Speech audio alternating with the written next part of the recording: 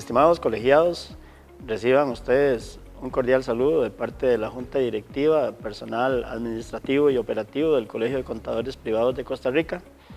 Este es su espacio La Voz del Contador Privado, hoy con un tema igual de muchísima relevancia para nuestro gremio, como son las notas a los estados financieros. Recordemos que lo que es el paquete, por decirlo así, de estados financieros, incluyen el balance de situación o balance general, incluyen el estado de resultados, el estado de cambios en el patrimonio, el estado de flujos de efectivo y las notas aclaratorias a los estados financieros.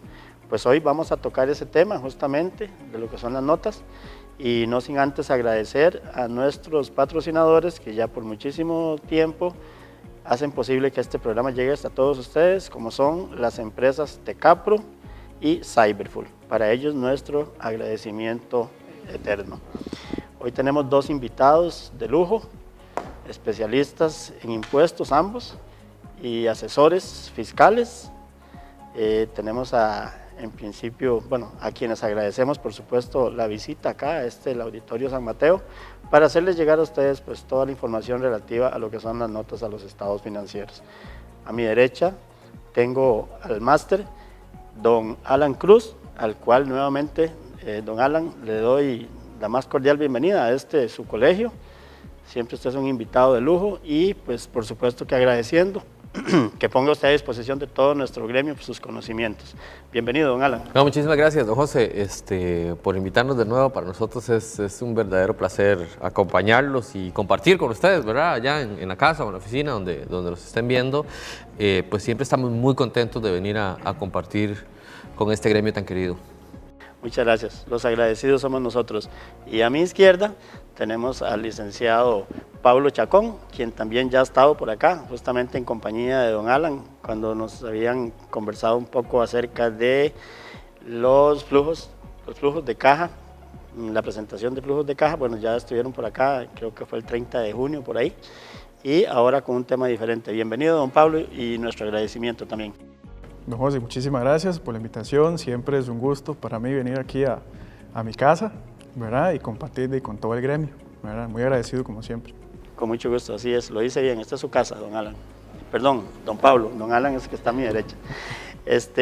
Creo que pues lo más conveniente en este tema es iniciar desde el marco conceptual de lo que son pues los estados financieros y en especial las notas aclaratorias, don Alan. Sí, aquí un poco vamos a ir conversando de diferentes aspectos importantes relacionados con las notas, y quizás el más esperado de todos, ¿verdad? Que lo conversábamos antes de comenzar esta grabación y lo traía usted a la mesa, y es la revelación en notas del famoso COVID-19, ¿verdad? Ahora SARS-CoV-2-19, como le dicen ahora. Un poco pensando en esa receta ideal para los estados financieros, pues nada, o sea, la labor del contador en el ejercicio de la realización de los estados financieros pasa un poco por la medición, ¿no? Es decir, la cuantificación, determinación de importes, métodos de evaluación, los costos que se revelan en los estados financieros, el reconocimiento como tal, que lo vemos en su aspecto más tangible en el asiento contable, la presentación de acuerdo a la NIC 1, ¿no? Donde pues está el juego completo de estados financieros, y por supuesto las notas, y aquí es donde hoy nos vamos a enfocar, digamos, en ese cuarto componente de la receta ideal para los estados financieros, y es las notas aclaratorias a los estados financieros, que hoy, en razón del contexto mundial en el que vivimos en esta pandemia, toman una relevancia importante, porque no solo tienen que mostrar la información detallada para los tomadores de decisiones, sea la junta directiva o el banco, o quien sea que le esté dando su financiamiento o refinanciamiento, si es que lamentablemente su empresa se ha visto afectada, y sin duda la revelación de todos los impactos. Y ahorita, que supongo que es una pregunta mandatoria que traemos, vamos a hablar un poco de qué debería traer a este punto de la historia, y durante el próximo 1 o 2 años, la nota que revela pues el impacto del COVID en los diferentes componentes a los estados financieros. Sí, digamos, usualmente estamos acostumbrados a hablar de estados financieros, y lo que siempre vemos en un juego es, como decía usted, don José, estado de situación financiera, estado de resultados, cambios en patrimonio y estado de flujos de efectivo. pero hemos visto muchas veces estados financieros sin notas, ¿verdad? Y a veces casi siempre es muy complicado poder entender e interpretar muy bien los saldos que se presentan en el estado financiero sin tener notas, ¿verdad? Y Alan nos hablaba de una fórmula, una receta que por lo menos seguimos en el despacho, que es lo mismo que plantea el marco conceptual de las normas internacionales, ¿verdad? Que es nuestro marco de referencia, que son los cuatro pasos, ¿verdad? Medición, reconocimiento, presentación y revelación. Entonces, para entenderle un ejemplo, quizá práctico, digamos que usted va a hacer el registro del gasto por impuesto de renta, ¿verdad? Medición. ¿Cómo mide usted el gasto por impuesto de renta? Bueno, entonces usted tiene que irse a la utilidad contable del estado de resultados, ¿verdad? Antes de impuestos, tiene que hacerle ajustes de las partidas conciliatorias para efectos fiscales, gastos no deducibles, ingresos no gravables, llegar a una nueva utilidad fiscal, una base imponible, eso usted lo multiplica por la tasa de impuesto y el resultado o el producto de esa multiplicación le da el gasto por impuesto de renta corriente. Bueno, todo ese proceso, ¿verdad?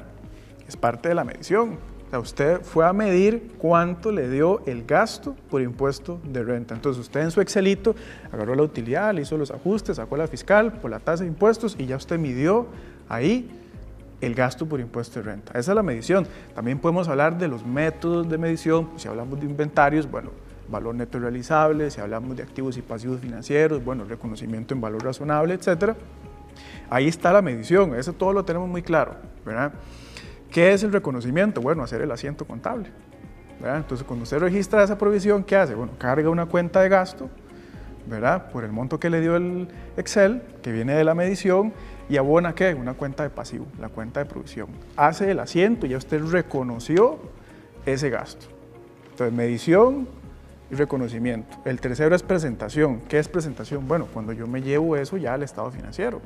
Entonces, yo sé que esa cuenta de gasto lo puedo ubicar en el estado de resultados casi al final, donde viene la partida de gasto por impuesto de renta, que viene el corriente, viene el diferido, y yo lo pongo ahí en el corriente.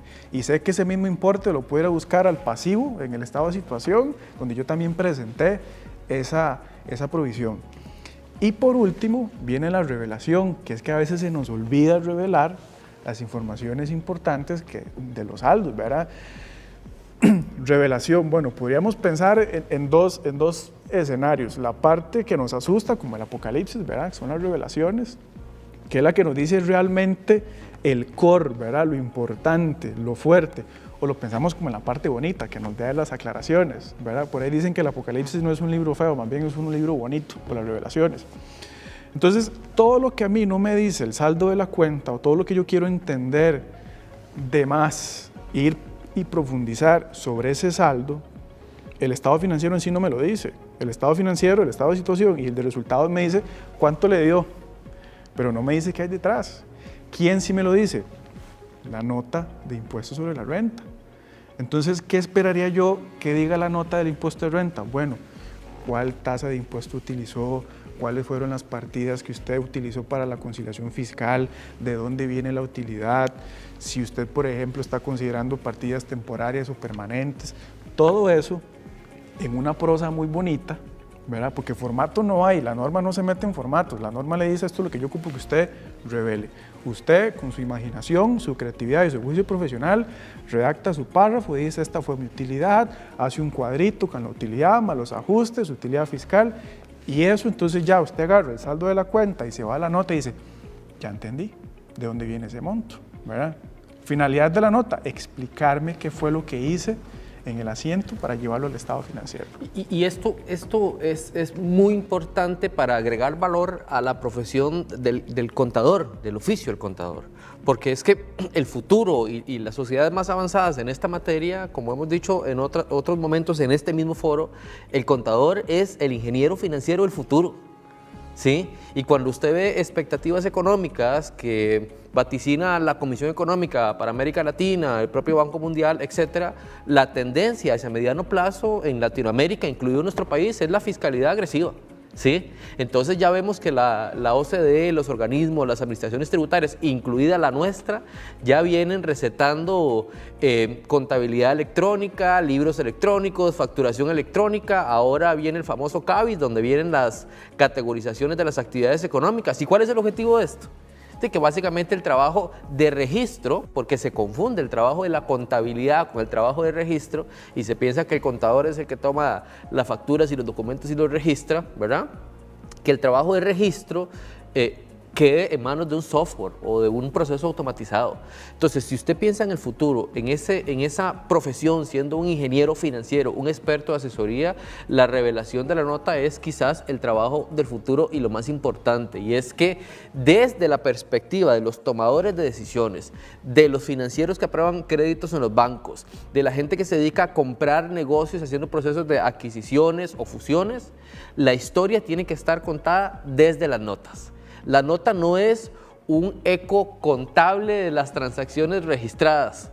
Es decir, yo no voy a revelar en la nota el registro contable como tal, sino voy a contar la historia de esto. Siempre yo suelo decir que la nota debe responder a un principio que yo llamo principio par, ¿sí? Tiene que ser pertinente, autónoma y relevante. Quiere decir que con cualquier nota que usted lea, usted tiene que tener la información necesaria, suficiente para entender lo que está haciendo y no tener que ir a revisar los asientos y los registros contables para saber qué es lo que se está registrando en eso, ni tener que pedirle al contador o al auxiliar el balance de comprobación, sino que esa nota es par, pertinente, autónoma y relevante, porque ahí usted tiene la información necesaria para entender la historia del negocio detrás de los estados financieros. 3 cosas, y usted lo decía bien, don Alan. Muchos contadores creen, porque normalmente los estados financieros, bueno, últimamente ya no tanto, los bancos ahora piden la firma del contador del CPI y el representante legal, pero en algunas ocasiones piden también certificados, los mismos, si no auditados.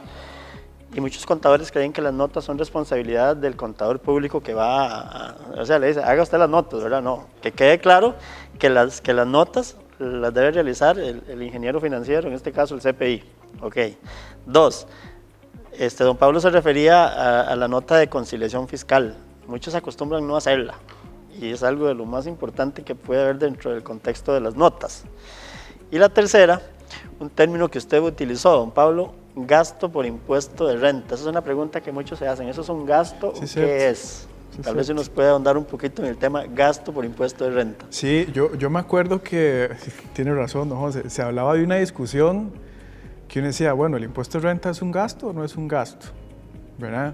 La respuesta es que sí, es un gasto, ¿verdad? Y hay de 2 tipos, hay que irse a la NIC 12, que es la que me dice a mí que efectivamente es un gasto, ¿verdad?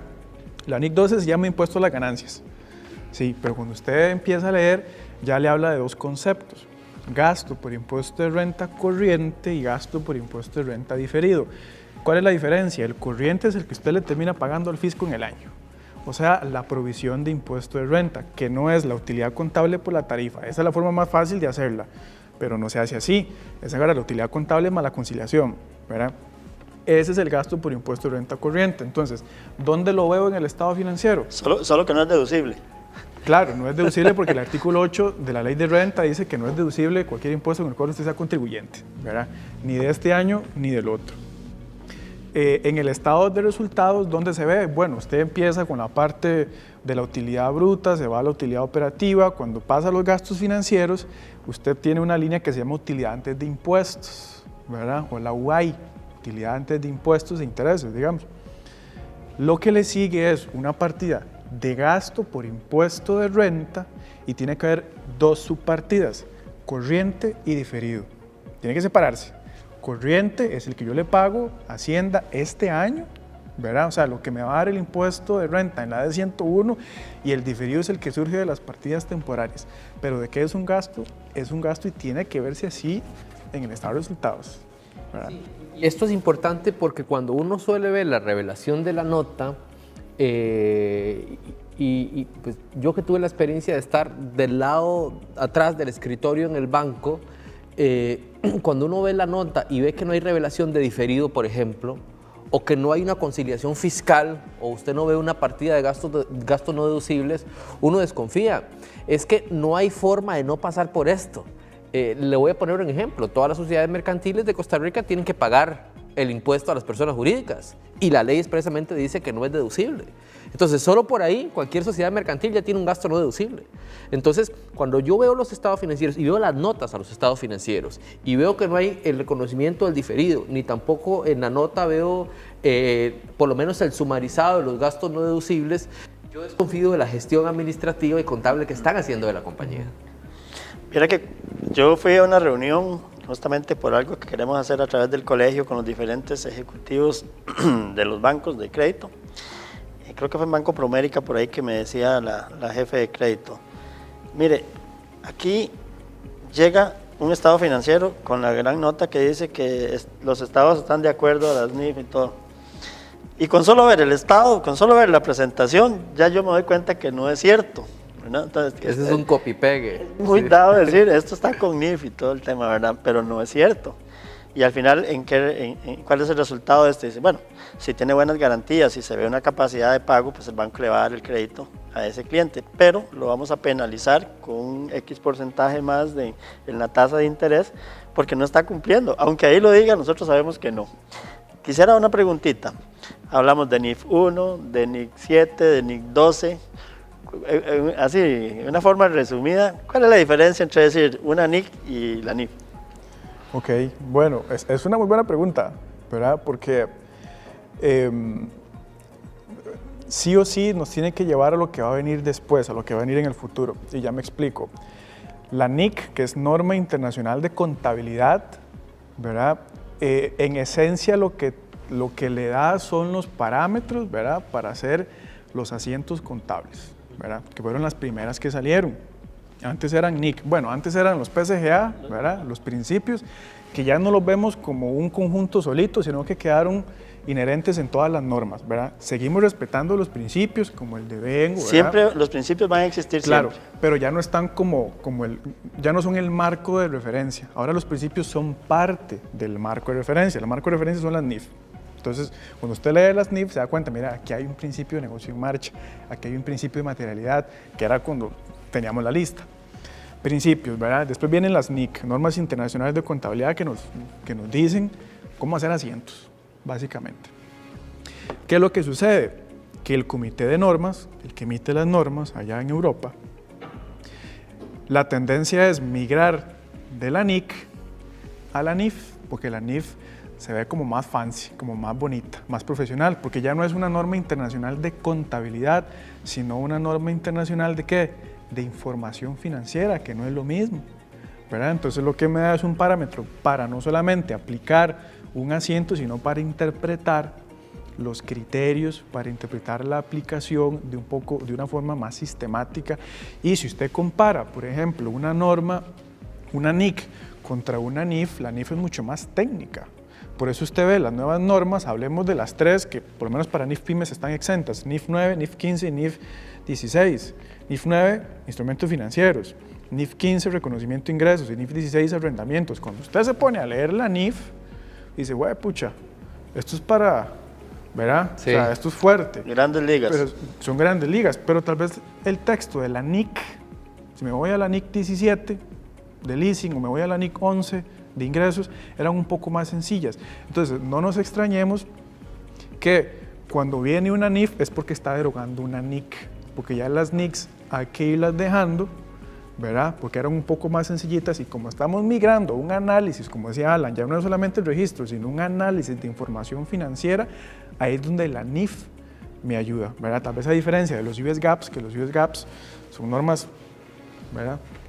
Sí, un poco más así, pero entonces la norma es, yo podría decir que es la modificación, es la versión actualizada, es el upgrade, ¿verdad? Es la actualización de la NIC y que vamos para NIF 100%, sabiendo que hay NIC SP, y son las normas para el sector público, y tenemos las NIF, que yo tengo de dos tipos, NIF Full, que es supuestamente para las compañías que cotizan en bolsa o que sus instrumentos de deuda o patrimoniales son públicos, y las NIF para pymes, que son las que no son entidades públicas o que no publican información. Dije supuestamente porque por lo menos aquí en Costa Rica nos gusta aplicar la NIF full, aunque tengamos que aplicar la NIF para pymes. Sí, esto que decía Pablo es importante porque nos lleva a una nota casi no, mandatoria en los estados financieros que tiene que ver con las bases de presentación, ¿verdad? Y esto que usted dice es el pan de cada día, ¿no?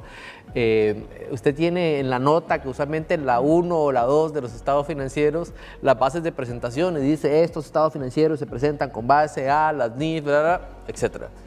Pero la realidad es que cuando usted va a ver, y le voy a poner un ejemplo, ¿no? O sea, realmente las NIF y la tendencia internacional ha venido de alguna forma subiendo el perfil al oficio del contador, ¿sí? Y esto es importante porque hoy quien no tenga la comprensión de la norma en este momento es mejor que cierre su computadora y deje de hacer contabilidad, porque eso se ve de las notas. Entonces, le voy a poner un ejemplo. Si yo es de reconocimiento por ser machotero, en la nota de bases de presentación establezco que reconozco los estados financieros en NIF y no en NIF Pymes, como está normado en nuestro país, ¿verdad?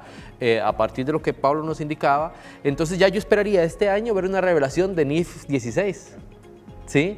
Que tiene un nivel de complejidad, si se quisiera, comparado con la aplicación anterior, en arrendamientos mucho mayor, en el cual usted tiene que hacer una revelación hacia atrás, dependiendo del modelo que usted adopte la norma, ajustando desde el principio de contrato de arrendamiento o ajustando la porción que falta, aplicar una tasa de costo de oportunidad, que es un concepto conocido pero no tan cercano para el oficio del contador, ¿verdad? Donde hay que hacer un reconocimiento financiero de un costo de oportunidad y hay que justificar esto. Entonces, es importante porque posiblemente no, el parque empresarial costarricense es en su mayoría pymes.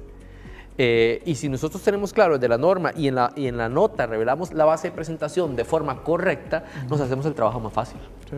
¿Sí? Claro, y más barato también. Sí. Sí. Ahora, no quisiera confundir barato, ¿verdad?, con regalar el trabajo, ¿no? Pero sí. No digo yo, a la hora de que en una NIF full, lo que es evaluar toda la maquinaria, las propiedades, ese tipo de cosas, pues viene siendo mucho más costoso, ¿verdad? Completamente. Que en la NIF para pymes. A eso me refería con barato. No es lo que nosotros cobremos, no, eso jamás, ¿verdad? Pero bueno, donde 2 o más contadores se reúnan, estos temas de verdad que, ¿verdad?, se las traen, ¿verdad? Siempre que nos reunimos en cualquier lugar, de ahí terminamos hablando de contabilidad. Vea usted cómo nos ha costado meternos al tema de fondo hoy, ¿verdad? Porque bueno, cualquier tema que uno toque tiene un gran desarrollo, pero bueno, como dicen por ahí, a lo que vinimos, ¿verdad? Hablemos ya un poquito directamente de las notas. Yo creo que para ya entrar, y nosotros traemos algunos ejemplos, no sé, igual los podemos pasar después, ¿verdad? De cómo se debería ver una nota de ciertas partidas. Pero antes de entrar específicamente a las notas, me parece algo fundamental y es hablar de políticas, ¿verdad? Políticas contables. ¿Qué es una política contable? Bueno, si usted quiere la definición textual, váyase y se lee la NIC 8, ¿verdad? Si usted quiere la definición de conversación de amigos, bueno, hablemos de políticas. Digamos qué son estos parámetros, estos estándares, estas premisas que establece la administración, no el contador. El contador no define las políticas contables. Quien define las políticas es la administración. En la práctica, ¿qué hace el administrador? Le delega eso al contador, pero bueno. Los estados financieros son responsabilidad de la administración. De la administración, ¿verdad? Y cuando el representante legal firma el estado financiero o cuando se aprueba en la junta directiva, los responsables por esas cifras son el que firmó y la junta directiva, ¿verdad? El contador es el preparador de información financiera.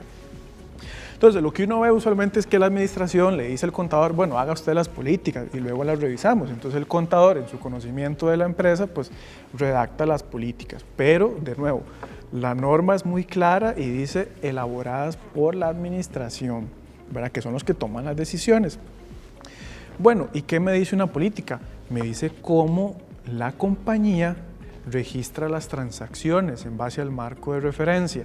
Todas las compañías deberían tener políticas distintas. Si ustedes de esos machoteros que agarran el mismo template para todas las compañías, ahí hay un problema. O sea, puede agarrar el formato, pero tiene que hacerle las modificaciones, porque todas las compañías son distintas. Una compañía tiene inventarios, otra no. Una tiene partes relacionadas, otra no. Una puede tener gasto por impuesto de renta y otra no, porque tal vez está en zona franca. Entonces no es lo mismo, ¿verdad? Y cuando uno ve un estado financiero sin políticas, uno dice, ah, caray, ¿cómo hicieron el estado financiero si no hay políticas? Entonces uno dice, sí, el contador utilizó su juicio, porque somos profesionales de criterio, ¿verdad? Como dice don Arturo Baltodano, hombres y mujeres de criterio, pero ¿qué pasa si el contador se va? ¿Dónde quedó ese criterio? Queda en las políticas. Entonces, si usted ve un estado financiero sin políticas, cuestiónelo, ¿verdad? Usted primero, antes de leer el estado financiero, tiene que leer las políticas para entonces entender qué hay en el estado financiero. Entonces, si usted me dice, yo soy una compañía que produzco y hago comercialización de un bien específico. Bueno, entonces tiene inventarios. ¿Cuál es su política de inventarios? Ah, bueno, yo utilizo el método PEPS, utilizo un método promedio ponderado y a final de mes hago un inventario físico, hago el ajuste y a final de año hago una medición de valor neto realizable de acuerdo a la NIC 2 y hago el ajuste y lo reconozco en el estado de resultados. Ahí está su política. Entonces, cuando yo leo la política y vea que ahí se me fue un párrafo nada más, no ocupamos una política de 2 hojas, un párrafo, 2 párrafos y ya usted le dice cómo el contador registra el inventario. Cuando yo leo la política y veo el saldo de la cuenta en inventarios en el activo y veo un ajuste en resultados por valor neto realizable, digo, ya sé de dónde viene, porque la política me lo dijo. Si no tengo política, ¿cómo voy a interpretar un saldo de una cuenta? Y don Pablo, ¿cómo se carece de las políticas contables en la mayoría de las empresas? ¿Cómo cuesta llegar a una empresa y usted encontrarse la política contable? No, póngalas usted. Eso es lo que le dice a uno. Es lo que decías, el criterio del contador, esa es la política contable. O sea, al final de uno cuentas. sabe que en la práctica, digamos, uno que ha pasado por eso, por tener que llevar contabilidades, ¿verdad? Irse a la carpintería, ¿verdad? Uno sabe que uno no está pegado a la política cuando hace los asientos, uno lo sabe, pero porque uno se conoce la política, entonces usted ya sabe que esta factura yo la reconozco a costo histórico o esta tengo que hacer un ajuste por valor de mercado, no sé, uno ya lo sabe. Pero uno no es el dueño del estado financiero, hay usuarios de estados financieros y a ellos es a quienes les responde las políticas. Y no porque por hacerles un favor, es porque la norma lo dice. No es un favor, no es opcional. Si no tengo políticas, entonces no estoy en NIF. Si no tengo políticas, no puedo decir que estoy en NIF porque estoy faltando a la NIC 8. No, y es el párrafo de apertura de las notas. O sea, sin duda, debe estar, es una prosa ineludible en la presentación de los estados financieros y la constitución de las notas. Un error continuo que uno ve es la diferencia entre la moneda funcional y la moneda de presentación de estados financieros. Y a veces desde la revelación de la nota en las políticas como tal, se establece que porque la obligación fiscal en Costa Rica es presentar los estados financieros en colones, automáticamente se determina el dólar como moneda funcional de la empresa a la cual yo estoy emitiendo el informe de estados financieros. Pero no es así. Me explico, o sea, tiene que haber una diferencia. Una cosa es que la compañía haya elegido la moneda funcional en dólares porque se dedica a vender bienes importados que se facturan en dólares y que por obligación estatutaria en la legislación costarricense se presentan en colones.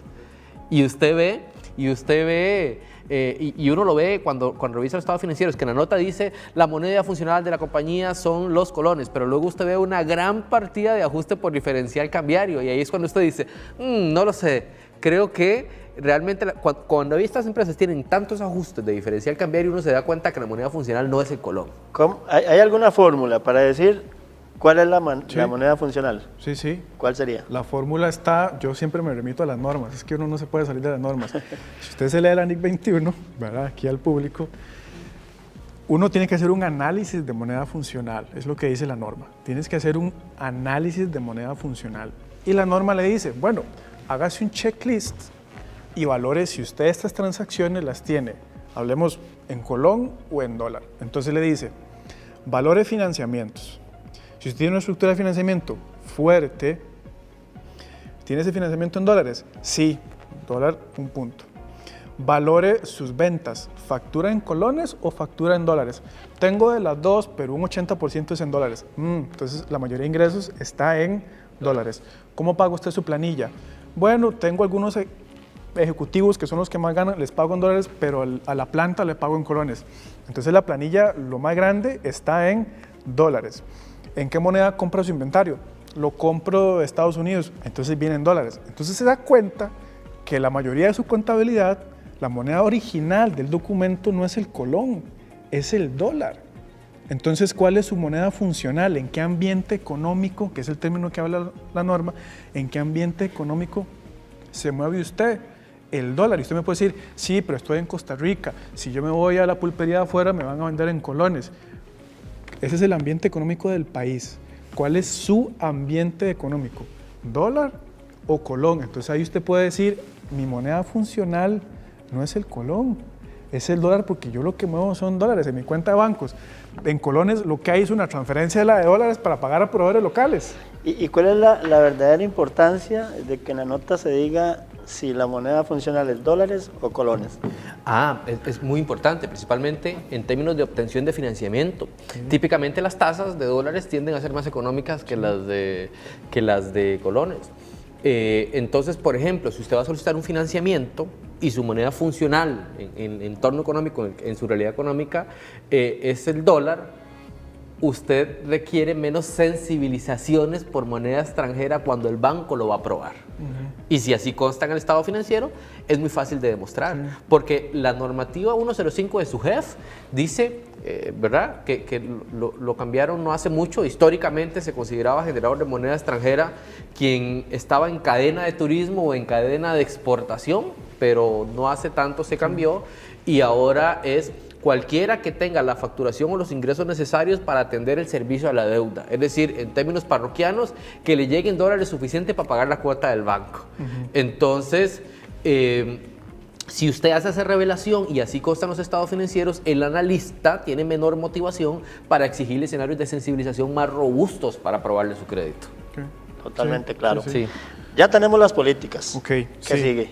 Estar claros, ¿verdad? Políticas de todo, en activos fijos, propia planta de equipo, reconocimiento de ingresos, reconocimiento de gastos, provisiones, uso de estimados. No es tan complicado, nada más diga cómo lo registra usted. Si está diciendo uso de estimados, bueno, la compañía, la administración estima a su mejor juicio cuántos son las erogaciones al futuro. O sea, es una prosa sencilla.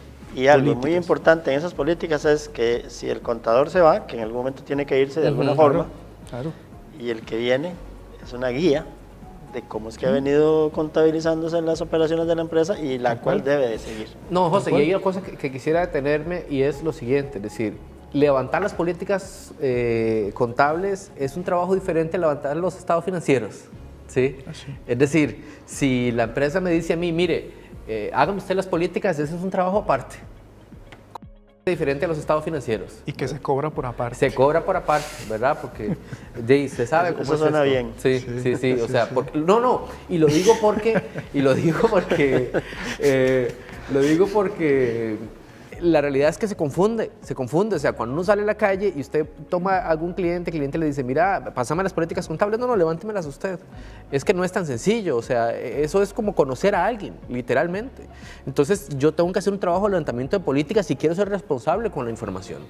Bueno, en estos tiempos de reinventarse, puede ser un nuevo producto para los contadores. Dedicarse ¿verdad? a hacer política. Hagámonos especialistas en políticas y los vendemos a las empresas. O sea, nosotros estamos viendo una fuente importante de trabajo en temas de reestructuraciones, políticas y notas, porque ya la transaccional, o sea, ya perfectamente usted tiene el software de facturación electrónica, lo integra a su software contable, usted le asigna a este proveedor una cuenta de gasto y ella le mete los asientos.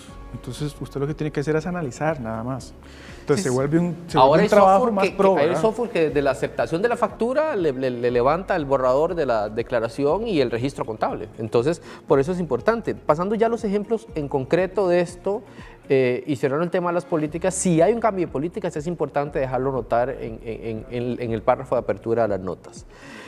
Vamos a recorrer algunos ejemplos. Si se quisiera, pues cuando vean esta transmisión nos pueden dejar su correo abajo en los comentarios y con muchísimo gusto les podemos mandar un compendio de formato, de ejemplos de notas y además les podemos compartir el cuestionario base. Vamos a repetir esa oferta que usted nos hace. Sí, con mucho gusto. Va de nuevo. Mucho gusto. Apúntela ahí porque... Sí. Vamos, si ustedes nos dejan el comentario aquí abajo de este video con su correo electrónico, les vamos a compartir el compendio de notas ejemplo para que lo puedan usar en la elaboración de sus estados financieros. Y además de esto, el cuestionario base... Es un ejemplo, ¿verdad? Lo que dijo don Pablo, es no un es igual machote, para todos, ¿verdad? ¿verdad? No, sí, exacto, sí, es un ejemplo, es un formatos de referencia. Es una plantilla, Sí, digamos. una Formatos de plantilla. referencia, Ok. que por cierto es algo que los abogados hacen muy bien, ¿sabe? Formatos de referencia. Y la otra, pues también les vamos a compartir el cuestionario base para hacer la nota de revelación del impacto del COVID, que eso es importante. Pues un poco para compartir conocimiento con la comunidad. Ya si quieren las políticas, eso se cobra por aparte. Sí, sí. Ok. Notas. Notas. Lo que a uno le hacen dos preguntas. ¿Cómo hago una nota y qué información meto en la nota? Son las dos preguntas que uno le hace. El cómo hacerlas, aquí estamos hablando de formato, esto queda a discreción de cada uno. Usemos el juicio profesional para decir, bueno, yo la voy a redactar así, voy a poner un cuadrito de cálculo, voy a poner una tablita. El cómo hacerla es discreción de uno. Lo que importa es qué voy a incluir ahí. Y de nuevo, me voy a las normas. Todas las normas, NIC y NIF, al final traen un título que dice información a revelar. Entonces, cuando usted se lee los bullets, los puntos de la información a revelar, usted se da cuenta que eso es lo que tiene que llevarse a la nota. La norma se lo dice, ¿verdad? Cuando estamos aplicando una norma en específico. Y usted me dice, bueno, pero es que yo no tengo una norma de cuentas por cobrar. Ok, se la compro. ¿Qué le interesa a usted revelar en cuentas por cobrar? Digamos que son comerciales, porque no me puede mezclar comerciales con relacionadas ni con socios, ¿verdad? Hay que, y eso es prueba superada, hay que separarlo. Esas cuentas a cobrar a socios de por sí es muy cuestionado. Y ojo con el riesgo tributario de eso, ¿verdad? Sí. Pero bueno, eso es tema aparte. Pero sí. digamos que yo estoy hablando de cuentas por cobrar comerciales, entendiendo que son las de mis clientes. ¿Qué tengo que revelar yo en la nota? Bueno, pongo cuentas por cobrar comerciales o cuentas por cobrar a clientes. Usted dice, al 31 de diciembre, para actualizarnos con la reforma, el saldo de las cuentas por cobrar es tanto. Usted presenta el comparativo con los saldos. A mí me interesa saber, uno, quiénes son los principales clientes que le deben plata a usted. O sea, saque materialidad, saque todo su listado de clientes y diga, del 30% para arriba es lo que a mí me interesa revelar. Entonces, ¿cuáles son sus principales clientes?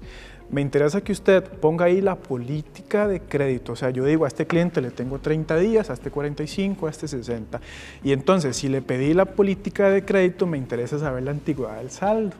O sea, que si yo a don José Mora le vendo a 30 días, pero en la antigüedad resulta que tiene facturas a 45, bueno, ¿por qué tiene 15 días de delay, de retraso? Y usted me dice, bueno, pero es que por el COVID él me pidió que le hiciera bien poquito. Bueno, entonces en la nota ponga eso.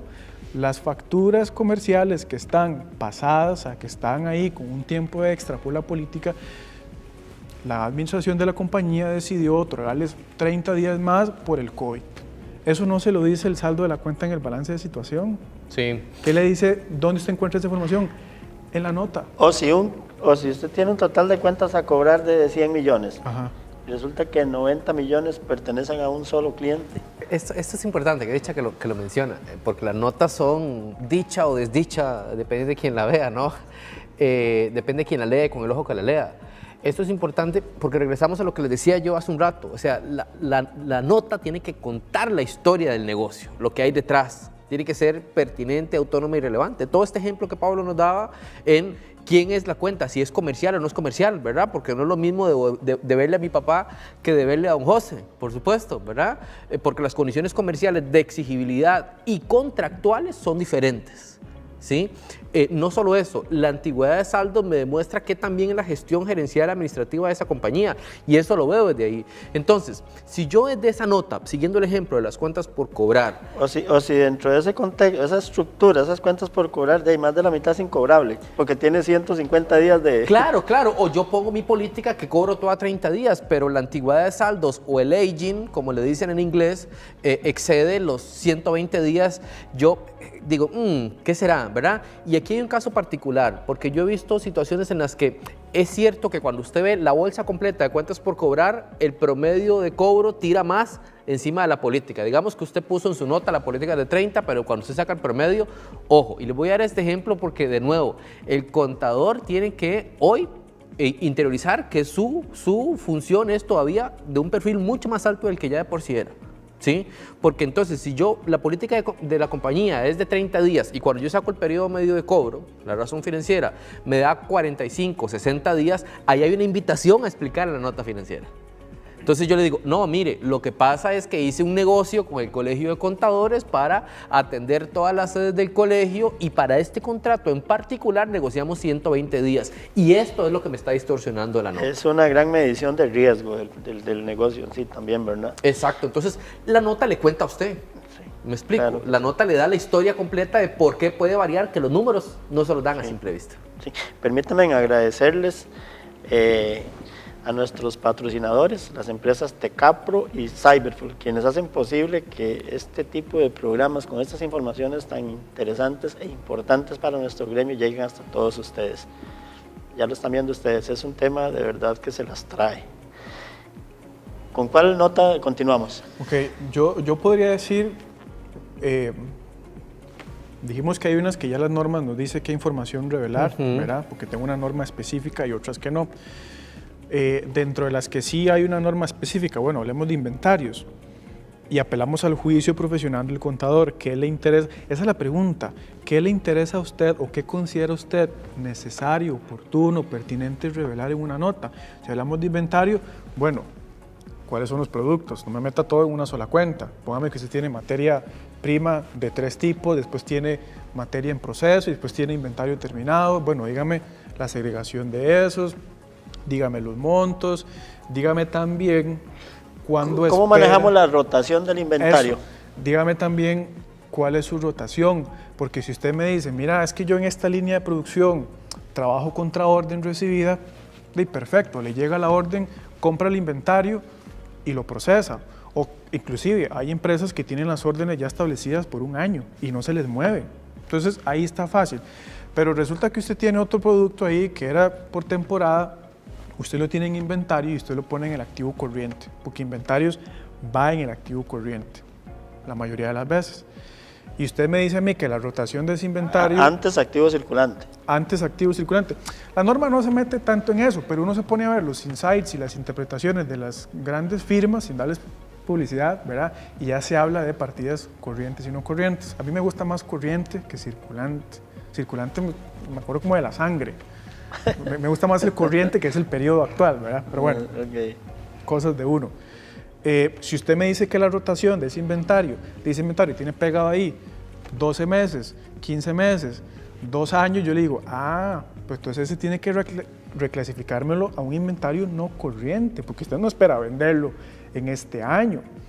Pero ese análisis, esa información de más, pues de nuevo, no me lo da el saldo de la cuenta, me lo tiene que dar la nota, ¿verdad? Entonces, usted en esa nota de inventario, yo espero que usted me lo segregue, me diga cada cuánto rotan, me diga cómo es el patrón de consumo, cuánto tienen materia prima, cuánto tienen proceso, cuánto tienen terminado. Y también, a la luz de la norma internacional, dígame cuál es el método de evaluación que usted hace, ¿verdad? Para evaluar al final de mes el inventario. ¿Y cómo hace usted el cálculo de valor neto realizable? Que es algo que la norma, la NIC 2, lo pide y entonces que probablemente muy poca gente lo hace, porque eso es lo que uno se ve en la calle. Pero bueno, si usted lo hace, va a tener que revelarme cuáles fueron los costos de comercialización que usted utilizó, cuáles fueron los promedios de precios de venta que usted utilizó, cuánto le costó a usted esa mercadería, para entonces decir si el valor neto realizable estaba por encima o por debajo del valor en libros del inventario que va con el método. Y adicional, si usted de taquito utiliza otro método de evaluación para efectos fiscales, me parece importante que lo revele, porque entonces va a tener que llevar una partida conciliatoria, que yo no recomiendo llevar distintos métodos. Lleve el mismo, porque si no se le va a hacer una complicación, pero si lleva otro, tiene que ponerlo ahí, que usted diga, para efectos fiscales el inventario se evalúa y el costo de venta se determina con base a este otro método. Sí, y otra cosa importante para contar la historia completa es, si por alguna razón su cliente o su negocio está sujeto a estacionalidades, hay que revelar esa estacionalidad en la nota, para que principalmente en la industria bancaria el analista que lo vea tenga capacidad porque el ejercicio de análisis financiero es sencillo. Usted ve la política de la compañía, la nota de inventarios, ve el periodo medio de inventario, el ciclo de caja completo y con base en eso usted determina un criterio técnico. Pero si yo tengo desviaciones porque, pongamos un ejemplo, usted se dedica a vender miel y los fabricantes de miel compran prácticamente una vez al año la totalidad de la miel por la producción, la almacenan y la van vendiendo durante el año. Y yo lo tomo a usted en el momento justo en el que se está bajando de caldera el contenedor con los estañones de miel, posiblemente voy a ver una rotación completamente deteriorada, que no me va a contar la historia, ¿sí? O principalmente si usted se dedica a fabricar uniformes escolares, ¿no? Más ahora con el COVID. Entonces, si usted está sometido a alguna estacionalidad que lo están tomando en el momento en el que desde el análisis técnico usted no se va a ver tan guapo, es importante hacer la revelación. Bueno, y ahora con estos tiempos que los estudiantes no van a clases, imagínense, alguien que haga ya los uniformes en algún momento posiblemente no se van a utilizar porque, todo ese stock, porque es virtual. Claro, claro. Sí. Pero ahorita hablamos de esa nota y qué se debe revelar en el COVID, ¿verdad? Okay. Más o menos una guía general de las preguntas que uno se debería lanzar o lanzarle al cliente para poder revelar en la nota. Algo que se me ha olvidado decir es la referencia o la referenciación que se hace en el estado financiero con las notas, ¿verdad? Que es lo que va en el medio entre el nombre de la cuenta o el grupo de cuentas y los saldos, ¿verdad? Usualmente uno ve número y letra y a veces uno le dicen, bueno, ¿qué es la letra? Bueno, usualmente el número de política, el número de nota, ya los confundí, número de la nota y la letra es la política.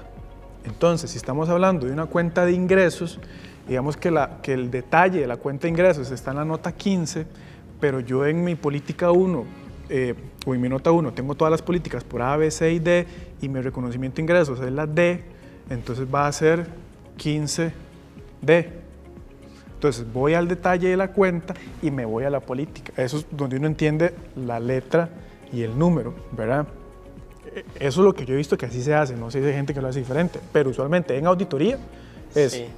Nota y política. Yo lo he visto, por ejemplo, y tengo que decirlo, yo lo hago así, pero está muy bueno la recomendación que nos da, ¿verdad? Porque normalmente dice, ok, si la política es 4 y tiene A, B, C, D, E, F, entonces en la nota, ahí en el balance, pues va a decir en la nota 4F, digamos. Y así referencia. Pero me parece como más ordenado, sí. Que que sea letra, sea política y lo que sea... Sí, es que al final la política es el primer punto en las notas, es la base central de las notas sobre la cual se va a servir todo lo demás. Sí, y pues así logra referenciar qué hay en la cuenta y cómo se registró lo que está en la cuenta. El detalle de la nota y el detalle de la política. Hablemos de la propiedad, planta y equipo, que los activos fijos son un universo olvidado en las compañías y en la contabilidad. Yo no sé, yo tengo un especial riña, digamos, o pleito de siempre, pleito eterno con propiedad, planta y equipo. ¿Por qué? Porque tenemos una norma fiscal muy específica para propiedad, planta y equipo, ¿verdad?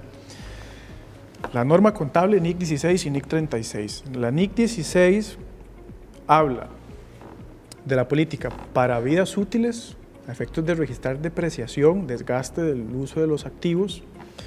Nos habla de qué componentes se deben capitalizar como parte del activo y el umbral, digamos, de a partir de qué monto yo digo que esto es activo y a partir de qué monto yo digo que es gasto o es costo. Casualmente, fiscalmente también tenemos una política para todo eso. Sí, esa conciliación en esta parte es sumamente laboriosa, ¿verdad? ¿Qué es lo que sucede? Que para evitar ese camino, ¿qué hace la gente? No, mi política es la fiscal, anexo 2 del reglamento a la ley del impuesto sobre la renta. Entonces yo capitalizo o considero a partir del 25% del salario base como costo, o sea, lo que me da 110,000 pesos, creo que es, de ahí para arriba es activo y de ahí para abajo es gasto. Y de precio conforme a las tasas de depreciación de Hacienda. Y usted dice, ¿eso es lo que dice la norma contable?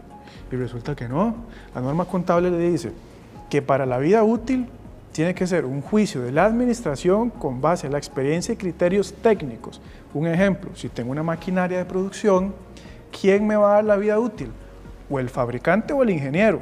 Tributación no me da la vida útil de eso. Sí, y hay otros ejemplos todavía más groseros. O sea, usted se va al anexo 2 del reglamento a la ley del impuesto sobre la renta y tiene que una computadora se deprecia 5 años. 5 años.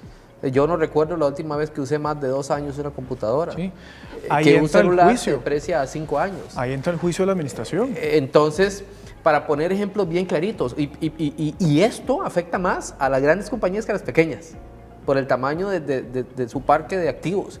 Incluso las grandes compañías que hoy están en régimen de zona franca, este es una zona de dolor impresionante, en la que hay grandes oportunidades de negocio, porque el auxiliar de activos fijos o de propiedad, planta y equipo no es 100% confiable.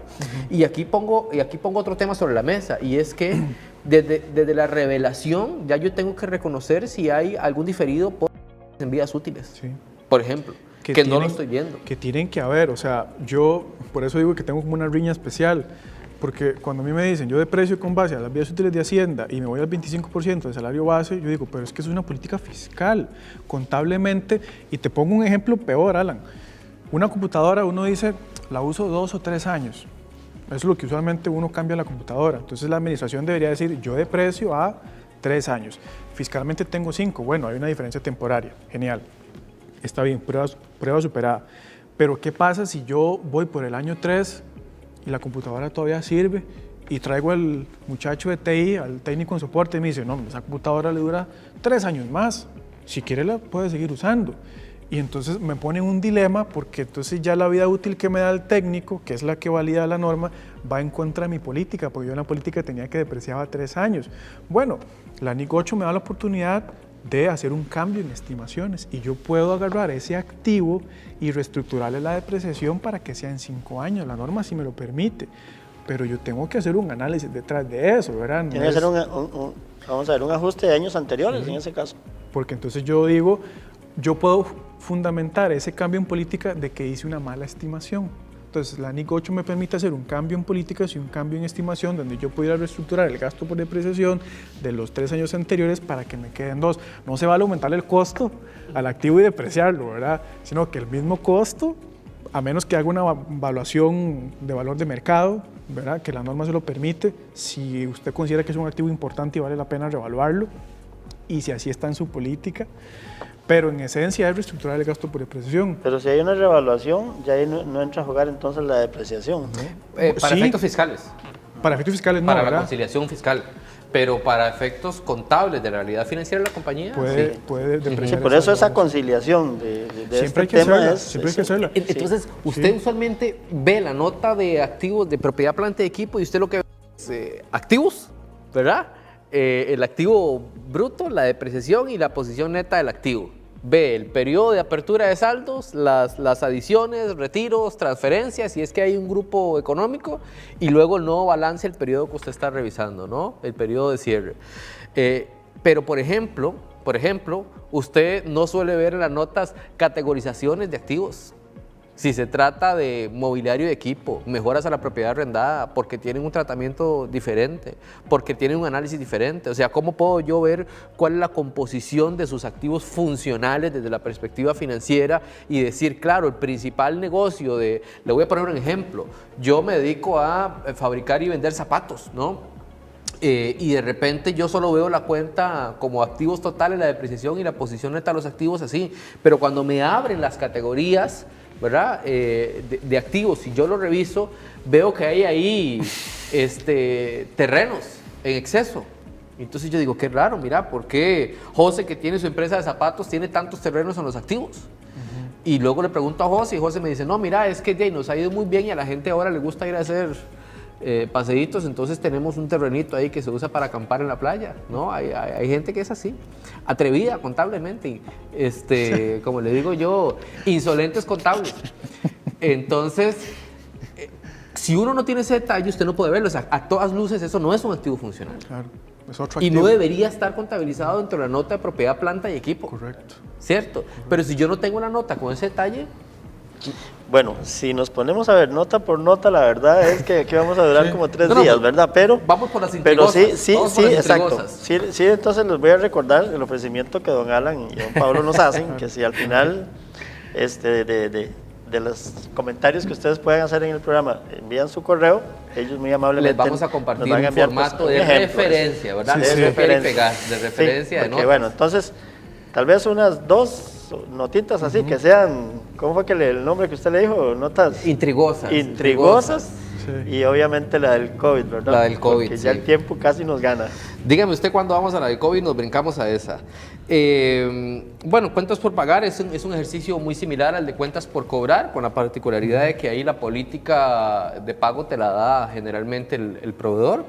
Financiamiento, tal vez, Alan. Financiamiento, sí.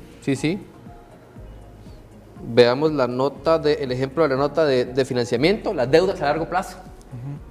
Ahí en las deudas a largo plazo siempre tenemos un gran debate. Hay algo que en muchas ocasiones los contadores omiten y es la porción circulante. Eso le iba a decir. O sea, ¿Se la adiviné entonces? No, por supuesto, es que eso es, don José. O sea, usted no sabe la cantidad de pleitos usted no sabe, gracias a Dios, el trabajo que nos ha generado el no reconocimiento de la porción circulante de la deuda a largo plazo. De repente nos llaman y nos contratan y nos dicen, mira, necesito que nos hagas tal cosa, ¿no? Hay un servicio que nosotros damos para estructurar financiamiento bancario, que no todo el mundo está acostumbrado a lidiar con bancos. Los bancos tienen una forma muy particular de llevar los procesos. Entonces, de repente, vamos donde el contador y revisamos y hay 200 millones de pesos en deuda bancaria y no hay porción circulante. Imagínese usted, y yo digo, mire, presénteme el ejecutivo de ese banco porque yo quiero ese financiamiento. Nunca se paga a corto plazo. ¿Sí? Entonces, usted le pide al profesional que haga el reconocimiento de la deuda de la porción circulante de la deuda a corto plazo y agarran la cuota y la multiplican por 12. ¿Sí? Entonces, en el reconocimiento de la deuda a largo plazo es ineludible pensar en la porción circulante de la deuda y la deuda como tal. Y esto es importante porque revela cuál es el ejercicio gerencial de negociación de su fuente de financiamiento. Y es que se nos olvida lo más básico, desde la ecuación contable donde activos es igual a la suma de pasivos más patrimonio, estamos diciendo que del lado derecho de la ecuación tenemos fuentes de financiamiento y esas fuentes de financiamiento sirven para atender los activos que son, según la norma, para generar ingresos, sacrificios del pasado para generar ingresos en el futuro. Pero ¿cómo sé yo en qué estoy invirtiendo este sacrificio para dinero en el futuro si no estoy viendo el componente específico en la nota de deuda? ¿Sí? Y no sé cómo lo estoy generando. El ejercicio financiero de análisis de la ecuación es muy sencillo. Si su estructura de financiamiento es mayormente pasivo, usted toma rendimiento sobre activos versus tasa de interés promedio que usted tiene entre la bolsa de deudas que tiene, en costo que se ve reflejado en la cuenta de gasto financiero, no en la posición neta, en el gasto financiero, entre la totalidad de pasivos con costo, o si usted tiene una composición de fuente de financiamiento, pasivo-patrimonio equilibrada, el costo promedio ponderado capital versus el retorno sobre el capital invertido. Y ahí, punto. O sea, el ejercicio es sencillo. La fuente de financiamiento tiene que costarle menos que lo que generan sus activos. El ROA tiene que ser más alto que la tasa de interés promedio. El rendimiento sobre el capital invertido tiene que ser más alto que el costo promedio ponderado de capital. Pero si no lo vemos aquí, no podemos entenderlo en la nota. Entonces, errores básicos que uno ve en las notas de deuda, de pasivo, el no reconocimiento apropiado de la porción circulante de la deuda a largo plazo. Hay que hacer una reconstrucción de la tabla de amortización o en la forma más fácil pedirle al banco la tabla de pagos. Ahí usted... Eso es lo más sencillo. Es lo más sencillo, ¿verdad? Bueno, más o menos, depende del ejecutivo, pero sí, es lo más sencillo.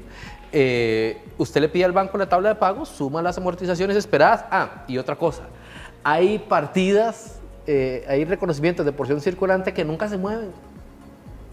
Usted agarra el estado financiero en cualquier momento del periodo fiscal. Es la misma. Es el mismo saldo a marzo, a abril y a mayo. O el mismo porcentaje siempre. Porque el contador abre el saldo a principio de año fiscal y ahí se queda hasta el próximo. Sí. ¿Verdad?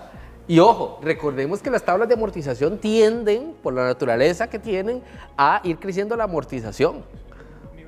Y la porción circulante y a veces se nos olvida, ¿verdad? La porción...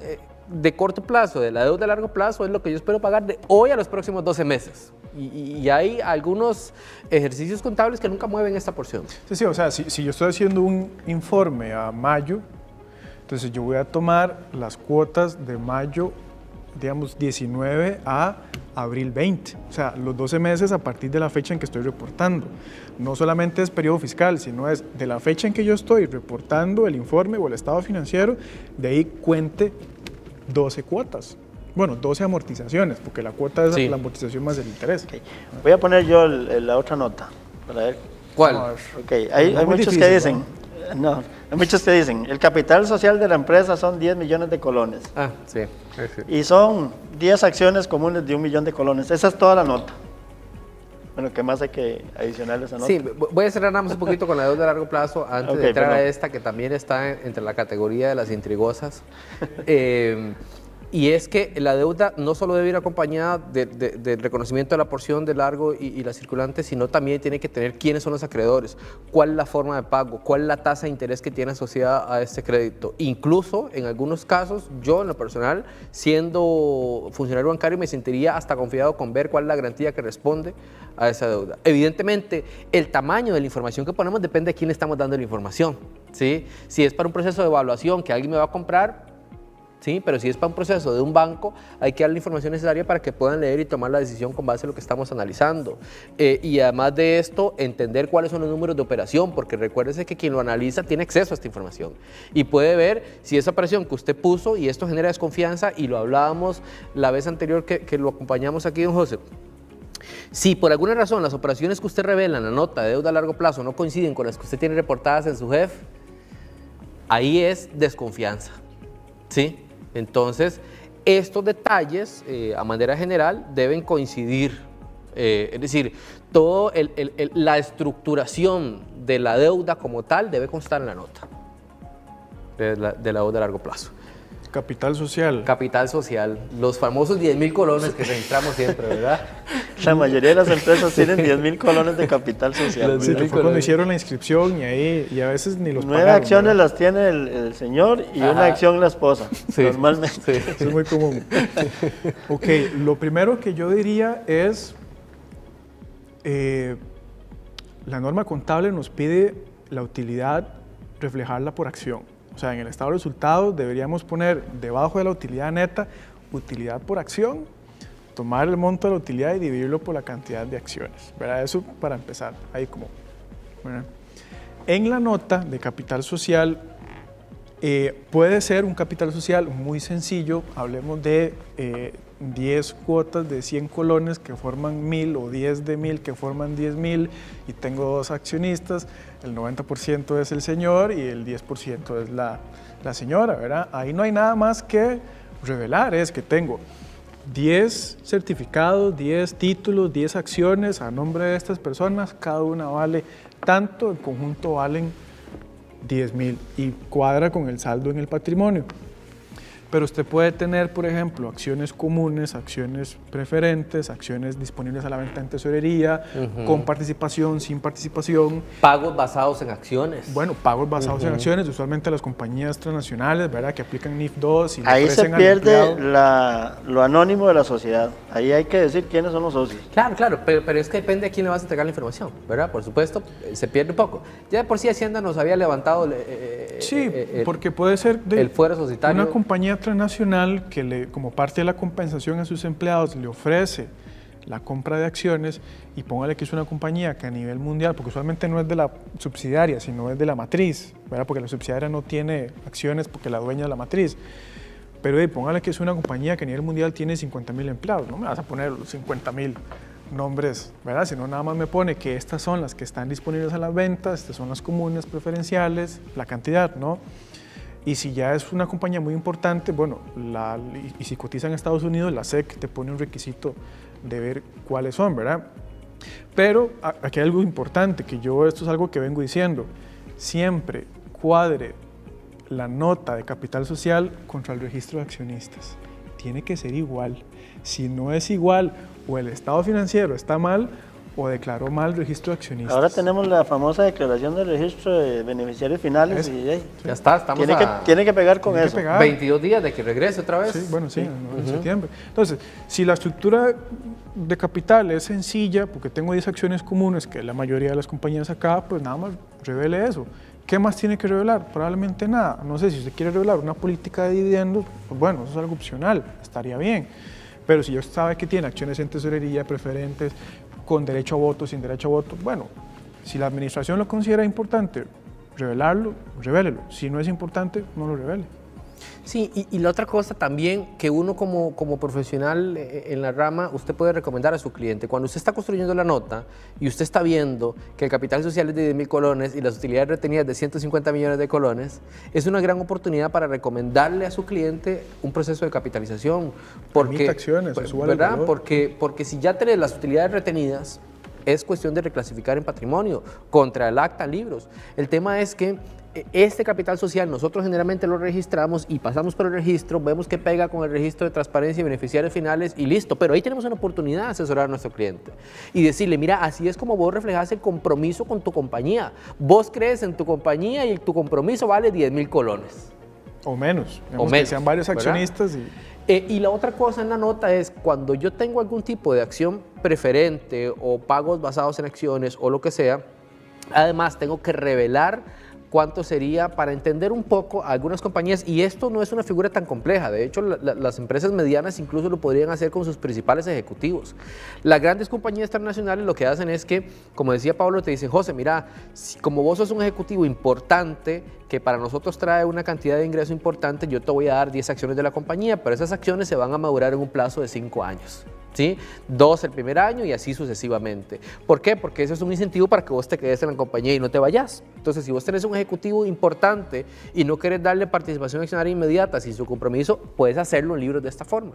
Entonces, cuando vos tenés este tipo de figuras o acciones preferentes o de alguna naturaleza diferente de la acción común, hay que revelar cuánto sería el valor por acción diluido en el caso de que se ejecuten todos esos derechos. Correcto. En las empresas que cotizan en las bolsas estadounidenses eso se ve con mucha sencillez. Entras a la SEC o al New York Stock Exchange y ahí ves que dice acciones totales y acciones diluidas. Entonces, si vos tenés cualquier derecho a patrimonio, tiene que estar revelado en la nota. Es decir, ¿cuál sería el valor de esa acción si las acciones que están en circulación, que tienen alguna expectativa de derecho, se ejecutan hoy?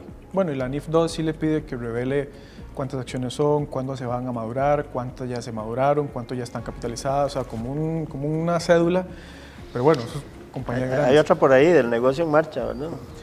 Sí. Ah, bueno, sí, si usted está estimando que va a entregar acciones en 5 años, entonces usted parte que su negocio va a estar en marcha por 5 años. O si la empresa también es de tipo familiar. La sucesión, que llamamos también, plan o escritura de sucesión, etc. Sí, ¿verdad? Bueno, sí. hay muchísimas cosas todavía, ¿verdad? Pero bueno, Vamos a para la de COVID. entrarle así a la Hablemos del más... COVID. Yo sé que vos tenés ahí una importante, nada más voy a tirar algo.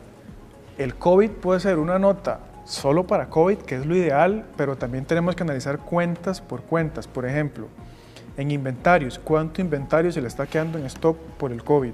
Revele eso en notas. Deterioro en activos. Acordemos que el deterioro de la NIC 36 no es que usted golpeó un activo y ya está malo, ya se deterioró. Ese no es el deterioro de la norma. La norma habla de deterioro en función de la generación de ingresos en el tiempo de ese activo. Entonces, si usted me dice que este año y el otro va a vender menos, ese activo que le genera ingresos tiene un deterioro y hay que calcularlo. Aquí vamos Por el COVID, ¿verdad? y aquí vamos a comenzar a hablar de la nota de COVID.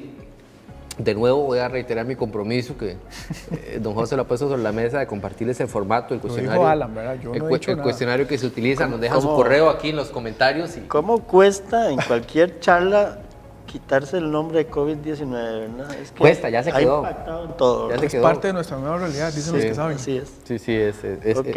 es ineludible. Vamos a hablar de esto, y ahí se las compartí en adelantado, don José, la nota que debería haber, y vamos a separarlo en 2 partes. Ojo, no es obligación del contador saber cómo va a impactar al COVID a la empresa sobre la cual usted está levantando la información financiera, igual que las políticas. Usted, digamos, a partir incluso del formato que les compartamos, ustedes la pueden utilizar de referencia para facilitar a su cliente la obtención de la información para hacer la revelación en los estados financieros. Pero es obligación del cliente reconocer el impacto y nosotros lo podemos guiar en diferentes aristas. Entonces, en la nota hay que tener 2 cosas claras e importantes. Uno es los impactos potenciales en los diferentes componentes, dependiendo del modelo de negocios y la estructura contable. Y otra cosa es la revelación en sí, ¿verdad? Y vamos a hablar un poquito, vamos a pasar un poquito rápido sobre esto, haciendo deterioro de activos. Y aquí voy a lanzar un par de preguntas eventualmente para que ustedes ya vayan visualizando cómo se debe en la nota. Inventario. ¿La entidad ha tenido inventarios sujetos a fluctuaciones o el COVID le creó fluctuaciones en inventario?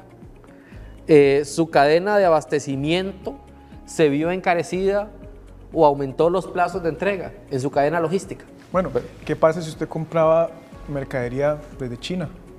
¿Cómo eso le afectó en su input de inventario? Sí, entonces, de nuevo, otra pregunta es, ¿se ha interrumpido su cadena de abastecimiento? ¿sí? En lo que respecta a inventario, crédito mercantil, activos intangibles, subsidiarias que generaban efectivo, hay que entender si se ha presentado alguna baja de precios o demanda en los productos que usted le daba a sus clientes. Si la compañía instauró una nueva política para soportar a sus clientes, si se ha recibido solicitudes de los clientes para extender el plazo de crédito, ¿sí? Y el crédito mercantil es, y estamos hablando de el que usted le otorga a sus clientes porque estamos dentro de la categoría de activos. Activos de largo plazo. ¿Hay alguna interrupción en demanda? Por las medidas sanitarias, su cadena de producción en la planta de producción se vio impactada, cambios en precios que afectan el plan de presupuesto inicial de producción que tenía su compañía, si usted se dedica a la manufactura. Bueno, ¿qué pasa si yo traía mercadería de afuera y ahora el shipping, lo que me cobra la empresa que me traslada eso, me está cobrando más caro porque ya no tienen la categoría de economy, sino que ahora solo tienen el priority, entonces me cobran como si lo trajera al día siguiente. Tuvo que desocupar algunos de sus edificios principales antes de su plazo de duración inicial, contractual, ya sea de crédito o de cualquier otra forma. ¿Hubo algún cambio en las días útiles de esos activos de larga duración? Digamos, por ejemplo, cuentas por cobrar y activos y contratos con clientes, ¿se presentaron cambios importantes o espera una renegociación, espera un impago? ¿Se aumentó el deterioro de la cuenta por pagar, verdad? El porcentaje de incobrables. ¿Ha comunicado a los clientes o entidades solicitudes que afectan las condiciones normales de crédito y el flujo de caja? ¿Sí? En el caso de lo que tiene que ver con medición de valor, las coberturas, si hay alguna transacción en la cual diagnosticado que hay compra o bienes de servicios en la cual mediaba emisión de deuda que se haya visto afectada o no, ¿verdad? Para las empresas que tienen modelos de financiamiento más sofisticados, reconocimiento de ingresos. Y ahí podemos hablar de contratos con clientes, si tiene contratos con clientes que se si hay derechos materiales o intangibles que se derivan de esos contratos que se vieron deteriorados con esto, la recuperación de seguros o cualquier tipo de cobertura, ya sea gubernamental o privada, hay un aumento en la prima de ese costo, de ese seguro que usted había pagado por anticipado, o hay una descobertura en particular que de forma generada su aseguradora le quitó en este proceso. En lo que respecta a pérdidas operativas futuras, el reconocimiento o revelación, si hay contratos en los cuales hay una disminución del valor contratado, una renegociación con sus clientes, ya sea en el periodo actual o en el que viene, porque podría ser que su cliente le diga, no, bueno, mira, ya este año te voy a comprar lo que corresponde, pero el otro año te voy a ejecutar el contrato en menor medida. Se espera también por ahí, podemos hablar de beneficios empleados y reestructuraciones, ¿sí? O sea, ¿cuáles son las obligaciones laborales que se derivan del COVID? Si se mantiene el plan de beneficios igual o si más bien usted creó un plan de beneficios adicional, si tuvo que aplicar la reducción de jornadas, ¿de qué forma fue esa reducción de jornadas? Si tuvo que tomar medidas para reducción de sueldos o reorganización de horarios, compensaciones, si hay algún cambio en el plan de compensaciones de sus empleados o sus empleados clave, el impuesto a la utilidad, el impuesto sobre la renta, si la compañía posee activos con impuestos diferidos cuya probabilidad de recuperación se vaya a ver afectada por la reducción de los ingresos actuales. ¿Sí? Eso es importante, ojo, ¿verdad? Porque acordemos que ya con la reforma fiscal yo puedo deducir pérdidas, ¿verdad? Este año va a haber gente que va a tener pérdidas. Recomendación, documente bien esas pérdidas para que las pueda usar fiscalmente. Y si usted tenía activos por impuesto de renta diferido, que era lo que decía Alan, que son diferencias temporarias deducibles que usted esperaba realizar en el 2020, en el 21, en el 22, y usted sabe que no va a tener utilidad gravable, bueno, la norma le pide que entonces no reconozca esas diferencias temporarias. ¿Cuánto nos queda, José, para ver qué más le damos de esta nota? Estamos pasados, ¿no? Ya, Bueno, estamos. ahí ya. Bueno, ahí se las compartimos, pero también pasa por el tema de concentración, riesgos en los cuales hay algún nivel de estimación significativa que yo puedo dar certeza, cómo afecta el famoso negocio en marcha, eventos posteriores, mediciones por variaciones en normas, si es que usted aplica, digamos, US GAAP y NIF, cómo evalúa y analiza la administración, la ejecución de estos planes y lo más importante, principalmente si usted va a obtener financiamiento, el plan de acción y contingencia tiene que estar en esa nota. O sea, ¿cómo va a hacer usted para seguir existiendo? De nuevo, yo esto lo cobro por aparte, ¿verdad? Vea la cara que hizo don José. No, pero yo esto lo cobro por aparte. Mejor hagamos una cosa. Ustedes ambos son especialistas en impuestos, son asesores de empresas, tienen un despacho. Sí. Porque mejor no dan el número de teléfono por si alguien ya aparte quiere algún tipo de asesoría, pues que los pueda buscar. No, con muchísimo gusto. Bueno, nos pueden llamar a nosotros directamente, cualquiera de los dos, 8709-0286. 8709-0286. Y el mío 8647-0032. 8647-0032. Solo llamadas serias, ¿verdad? Que no llamen a molestar. Sí, claro. sí. No, que sea para alguna asesoría ya, aparte. Sí. No, con mucho gusto. Y de verdad les vamos a compartir este formato porque sí, para nosotros también fue un reto. O sea, encontrar cómo hacemos las revelaciones. O sea, es que ya a partir de marzo uno no visualiza un estado financiero sin la nota COVID. Claro. Entonces, o sea, esto es todo un trabajo. Hay que sentarse con el dueño de la empresa. Por lo menos en nuestro caso así fue. Y es que siento yo que tal vez ahorita alguien diga, bueno, mi empresa no se ha visto afectada, no se vio afectada, pero en algún momento se puede... ¿Qué dice que lo menciona? Porque es que si el impacto también fue positivo, porque usted está en algún negocio de transformación digital y también fue positivo, también tiene que haberse revelado la nota COVID. De forma, sí, es que la nota COVID es para arriba o para abajo. Sí. Me afectó o me ayudó. Sí. Sí, porque en algún momento seguramente se va a volver a descompensar. Si fue positivo, en algún momento, conforme vaya tendiendo a la situación Va a regresar a lo que normalizarse, pues igual va a haber entonces un receso y también. aquí es bien importante porque cuando uno hace esta nota, y ya para cerrar con esto, porque don José me está haciendo ojos, cuando uno hace la nota también uno comienza, ¿verdad?, a desarrollar la paranoia en los riesgos. Le voy a poner un ejemplo. Una realidad hoy es que las empresas se movieron al famoso teletrabajo. Pero ya hay una ley de teletrabajo en Costa Rica y hoy día, por el principio de realidad que rige la materia laboral, estoy creando riesgos. O sea, me creo riesgo que esto pase hasta dentro de un año y luego el trabajador no quiera volver a la oficina y yo tenga que mantener las condiciones. Entonces, cuando uno hace la nota de una vez, se vuelve a donde el empresario le dice, mire, ven acá, hagámosle un adendum en el contrato mejor. Bueno. Sí. Bueno, todo un tema, ¿verdad? Esperemos no haber asustado mucho. No. Señores, de verdad, agradecerles este espacio.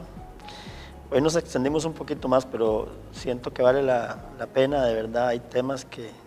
Y podemos seguir hablando aquí un día completo más, estoy seguro, ¿verdad? Con todos estos... Podemos hablar solo de la nota COVID. Con estas pequeñas cosas, exactamente. Don Alan, muy agradecido de parte de todos los colegiados, su asistencia el día de hoy acá, a este programa, La Voz del Contador Privado. Y que ustedes, pues, sin ningún reparo, vienen acá a compartir sus conocimientos con todo nuestro gremio. Muchas gracias, don Alan. No, muchas gracias a ustedes allá en la casa o en el Facebook o donde nos estén viendo por acompañarnos y esperarse hasta el final. Ahí esperamos su correo para compartir la información. Don Pablo, igualmente, muchas gracias, de verdad. El tiempo de ustedes es muy valioso y el conocimiento, ni qué decir, por venir acá a compartirlo con todos nosotros. No, con todo gusto, para servirles. Muchas gracias, de verdad. A ustedes, estimados colegiados, recordarles que este programa, La Voz del Contador Privado, llegó a todos ustedes gracias al gentil patrocinio de las empresas Tecapro y Cyberfull. Los esperamos en una próxima edición de este programa con un tema pues no menos importante como el día de hoy. Para todos ustedes, que tengan una feliz noche y esperamos vernos en una pronta oportunidad nuevamente y que Dios Padre nos siga protegiendo de esta pandemia, de este momento tan difícil que estamos pasando. Nos vemos muy pronto. Muy buenas noches.